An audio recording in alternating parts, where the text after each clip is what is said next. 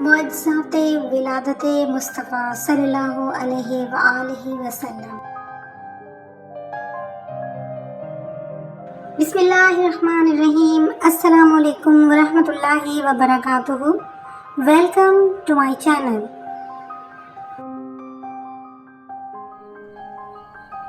حضور اقدس کی تاریخ پیدائش میں اختلاف ہے، مگر قول مشہور یہی ہے کہ واقعہ اصحاب فیل کے 55 دن بعد 12 ربیع الاول بمطابق 20 اپریل 571 عیسوی آپ صلی اللہ علیہ وسلم کی ولادت باسعادت ہوئی۔ یہ ولادت مبارکہ دوشنبہ پیر کو واقع ہوئی۔ اس دن وحی کی ابتدا، ہجرت مدینہ منورہ، مدینہ پاک پہنچنا، فتح مکہ مکرمہ اور وصال شریف بھی پیر کے دن ہی ہوئے۔ حضرت آمنہ رضی اللہ تعالیٰ عنہ فرماتی ہیں کہ جب آپ صلی اللہ علیہ وسلم مجھ سے جدا ہوئے تو آپ کے ساتھ ایک ایسا نور ظاہر ہوا جس سے مشرق و مغرب کے درمیان روشنی ہی روشنی ہو گئی۔ ایک روایت میں حضرت آمنہ رضی اللہ تعالیٰ عنہ فرماتی ہیں میں نے 3 جھنڈے گاڑے ہوئے دیکھے، ایک جھنڈا مشرق میں، دوسرا مغرب میں اور تیسرا خانہ کعبہ کی چھت پر گاڑا گیا تھا۔ بچے کی پیدائش کا وقت ہوا اور حضور صلی اللہ علیہ وسلم جلوہ گر ہوئے۔ میں نے دیکھا کہ آپ صلی اللہ علیہ وسلم سجدہ ریز ہیں اور اپنی 2 انگلیاں مبارک آسمان کی طرف اس طرح اٹھائے ہوئے ہیں جیسے عاجزی اور انکساری کرنے والا کوئی شخص التجا کرتا ہے۔ ایک روایت میں ہے کہ حضور صلی اللہ علیہ وسلم پاک و صاف پیدا ہوئے، یعنی آپ صلی اللہ علیہ وسلم کے ساتھ کسی قسم کی آلودگی نہ تھی۔ امام جلال الدین سیوطی رحمۃ اللہ فرماتے ہیں کہ حضور صلی اللہ علیہ وسلم کا یہ فرمان ہے کہ میں اس خواب کی تعبیر ہوں جو میری والدہ نے زمانہ حمل میں دیکھا۔ یعنی یہ خواب تو آپ صلی اللہ علیہ وسلم کی والدہ ماجدہ نے دوران حمل دیکھا، لیکن ولادت کی رات حضرت آمنہ رضی اللہ تعالیٰ عنہ نے شام کے محلات کو اپنی کھلی آنکھوں سے دیکھا۔ یہ محض خواب نہیں تھا بلکہ بیداری کی حالت میں حقیقی مشاہدہ تھا۔ شام کی محلات روشن ہونے کا مطلب یہ ہے کہ آپ صلی اللہ علیہ وسلم کے ساتھ جو نور ظاہر ہوا اس سے خوشخبری دی گئی کہ ملک شام آپ صلی اللہ علیہ وسلم کے نور نبوت سے خاص کیا گیا ہے، کیونکہ وہ سرزمین بعد میں آپ صلی اللہ علیہ وسلم کی حکومت میں شامل ہوئی۔ حضرت کعب رضی اللہ تعالیٰ عنہ فرماتے ہیں کہ پہلی کتابوں میں یہ لکھا ہوا تھا کہ حضرت محمد صلی اللہ علیہ وسلم اللہ کے رسول ہیں، آپ صلی اللہ علیہ وسلم کی جائے ولادت مکہ مکرمہ ہے، آپ کا مقام ہجرت مدینہ اور آپ کی سلطنت شام میں ہوگی۔ حضرت مصعب بن شریک رضی اللہ تعالیٰ عنہ روایت کرتے ہیں کہ شام کے علاقے میں ایک راہب تھا جس کا نام عیسیٰ تھا۔ اللہ تعالیٰ نے اسے بہت زیادہ علم عطا فرمایا تھا۔ وہ مکہ مکرمہ آیا اور وہاں کے لوگوں سے ملاقات کے دوران کہا عنقریب تمہاری سرزمین سے ایک ایسا فرزند پیدا ہوگا کہ عرب و عجم سب اس کی پیروی کریں گے، جو لوگ اس کے عہد و دعوت کو پائیں وہ قبول کریں گے، وہ ہدایت یافتہ اور کامیاب ہوں گے، اور جو اس کی مخالفت کریں گے اس کی رہنمائی سے دوری اختیار کریں گے وہ یقیناً نقصان اٹھائیں گے۔ میں دنیاوی سکون و آرام، اپنے وطن اور ماحول کو چھوڑ کر محنت اور تکلیف، بھوک و پیاس اور اجنبی ماحول برداشت کرتے ہوئے صرف اسی فرزند کی تلاش میں آیا ہوں۔ اس راہب کی یہ کیفیت ہو گئی تھی کہ جب بھی مکہ میں قریش کے کسی گھر میں بچہ پیدا ہوتا تو وہ اس کے بارے میں پوچھتا، اور جب اس میں حضور صلی اللہ علیہ وسلم کی علامات نہ پاتا تو کہا کرتا یہ عظیم فرزند ابھی تشریف نہیں لایا۔ جب سرکار دو عالم صلی اللہ علیہ وسلم کی ولادت باسعادت ہوئی تو صبح کے وقت حضرت عبدالمطلب رضی اللہ تعالیٰ عنہ اس راہب کی عبادت گاہ پر گئے اور اسے آواز دی۔ اس نے آپ کا نام پوچھا اور پھر باہر آ کر کہا اے عبدالمطلب تم ہی اس عظیم فرزند کے دادا ہو جس کی ولادت کے بارے میں تم سے کہا کرتا تھا۔ وہ پیر کے دن پیدا ہوا ہے، اسی دن اعلان نبوت کرے گا اور اسی دن دنیا سے پردہ فرمائے گا۔ بے شک آج رات اس کا ستارہ طلوع ہوا ہے۔ اس کی پہچان یہ ہے کہ ابھی وہ تکلیف میں ہے اور یہ کیفیت 3 دن تک رہے گی، پھر صحت مند ہو جائے گا۔ اپنے آپ کو مضبوط رکھنا، کیونکہ اس فرزند کے ساتھ لوگ اتنی حسد کریں گے جس کی کوئی مثال نہیں ملے گی، اور جس قدر مخالفت اور رکاوٹیں کھڑی کریں گے ویسی مخالفت اور کسی کے ساتھ نہیں کی ہوگی۔ حضرت عبدالمطلب نے پوچھا، اس بچے کی عمر کتنی ہوگی؟ راہب نے جواب دیا، اس کی عمر چاہے کم ہو یا زیادہ 70 تک نہیں پہنچے گی، اس کی عمر تاک سالوں میں ہوگی، یعنی 59، 61 یا 63 برس۔ اسی کے مطابق اس کی امت کی عمریں بھی ہوں گی۔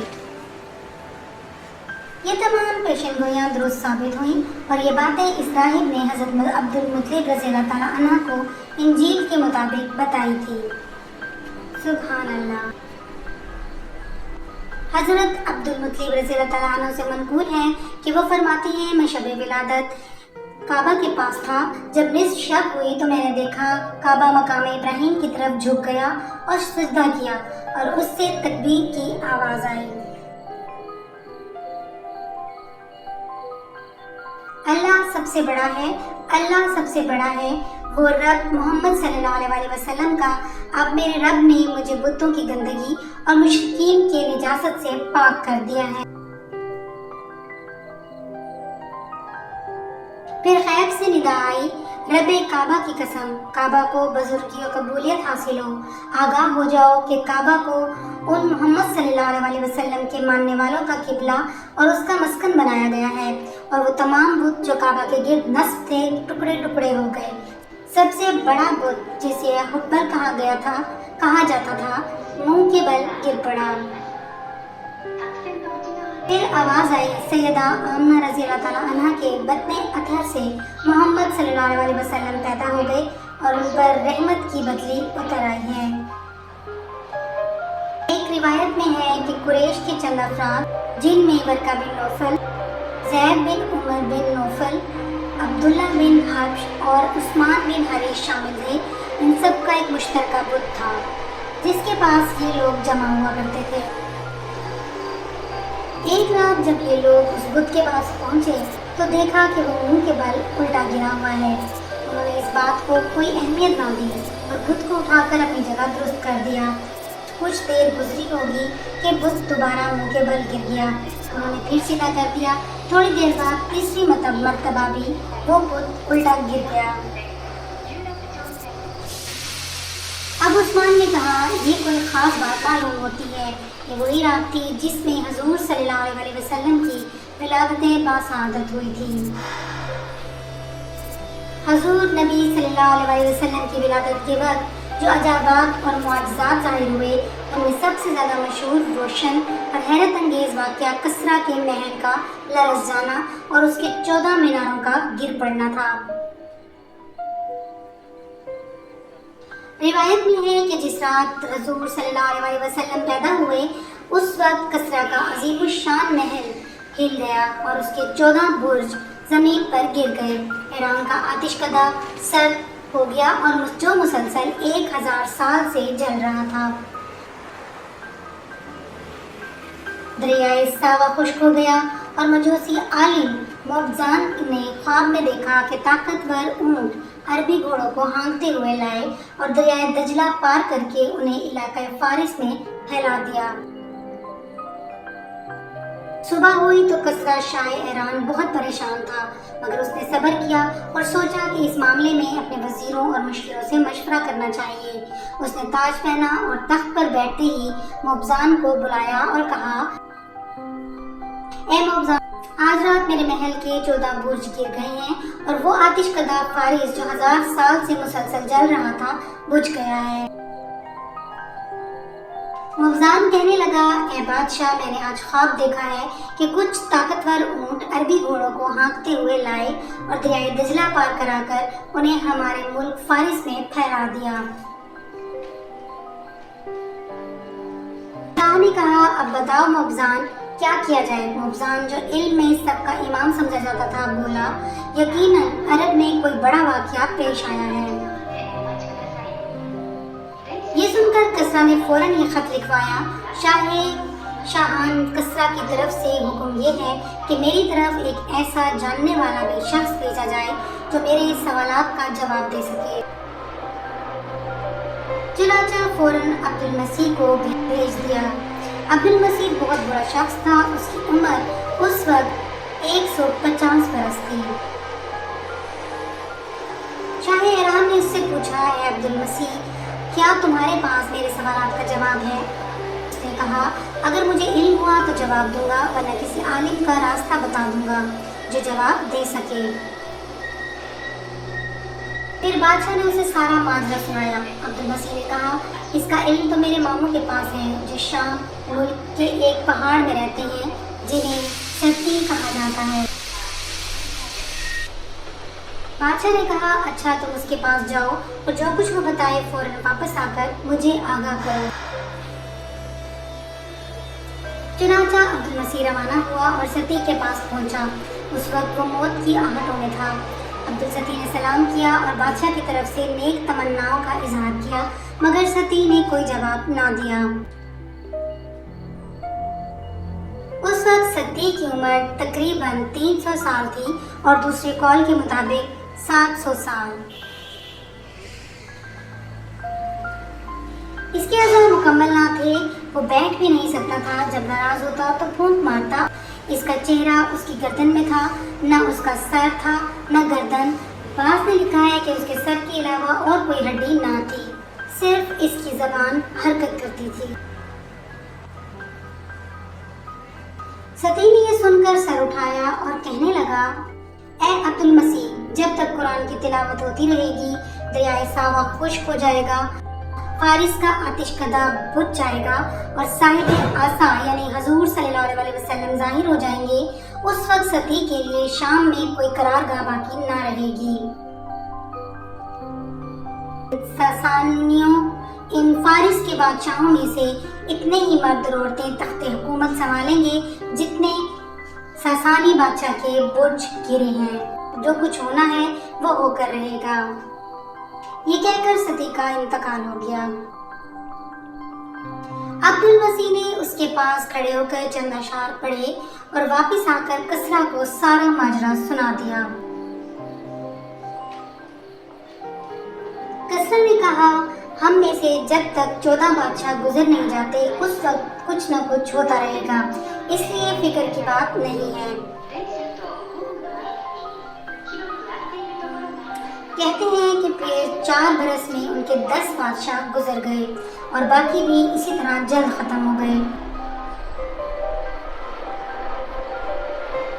حضرت حسن بصری رضی اللہ تعالیٰ عنہ روایت کرتے ہیں کہ صحابہ کرام رضی اللہ تعالیٰ عنہ نے عرض کیا، یا رسول اللہ صلی اللہ علیہ وسلم، کسریٰ پر آپ کے متعلق اللہ تعالیٰ نے کون سی دلیل ظاہر فرمائی؟ آپ صلی اللہ علیہ وسلم نے فرمایا، اللہ تعالیٰ نے اس کی طرف ایک فرشتہ بھیجا جس نے اس کے گھر کی دیوار میں ایک سوراخ کے ذریعے اندر ہاتھ ڈالا، اس سے سارا گھر نور سے بھر گیا۔ کسریٰ یہ دیکھ کر خوف زدہ ہو گیا۔ فرشتے نے کہا، خوف نہ کر کسریٰ، اللہ تعالیٰ نے تمہاری طرف ایک رسول بھیجا ہے اور اس پر کتاب نازل فرمائی ہے، تم اس کی پیروی کرو گے تو دنیا اور آخرت میں سلامتی پاؤ گے۔ کسریٰ کہنے لگا، دیکھوں گا۔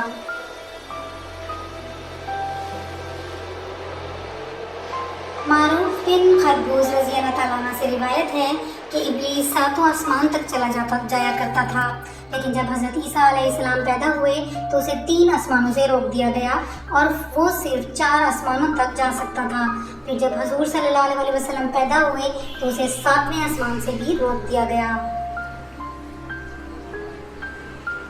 اکرمہ رحمۃ اللہ سے روایت ہے کہ جب حضور صلی اللہ علیہ وسلم پیدا ہوئے تو ساری زمین نور سے منور ہو گئی۔ اس پر ابلیس نے کہا، آج کی رات ایک ایسا فرزند پیدا ہوا ہے جو ہمارے کاموں کو بگاڑ دے گا۔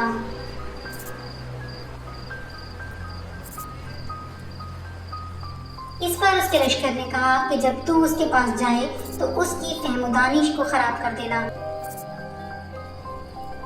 چنانچہ جب وہ حضور صلی اللہ علیہ وسلم کے قریب ہونے ہی والا تھا تو اللہ تعالیٰ نے حضرت جبرائیل علیہ السلام کو بھیجا۔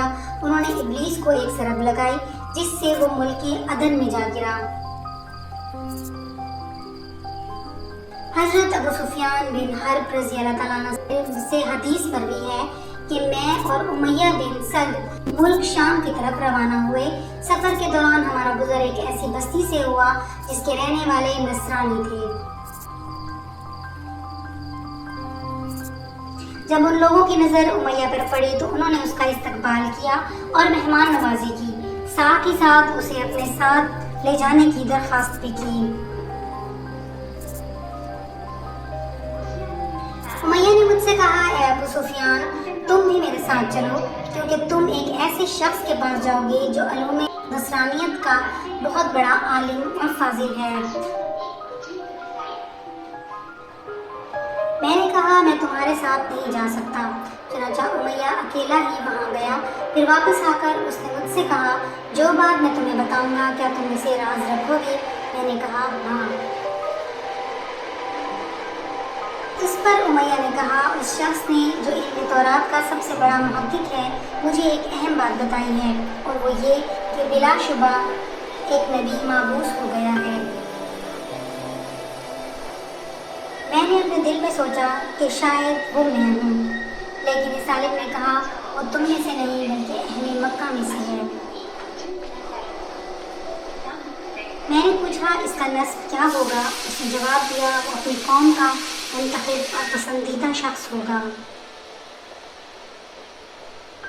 پھر اس نے یہ نشانی بیان کی کہ حضرت عیسیٰ علیہ السلام کے بعد ملک شام میں 8 زلزلے آئیں گے، جب اب ایک زلزلہ باقی ہے، جس کے ساتھ شام میں فتنہ و فساد اور مصیبت داخل ہو جائے گی۔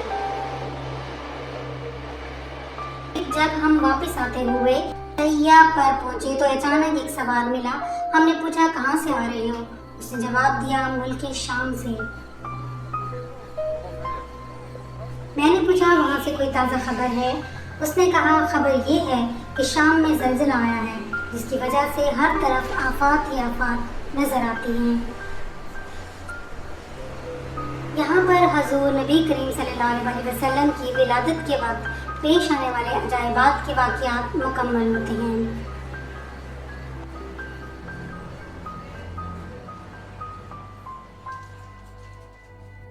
امید کرتی ہوں آپ کو یہ ویڈیو پسند آئی ہوگی۔ نیکسٹ ویڈیو تک اللہ حافظ۔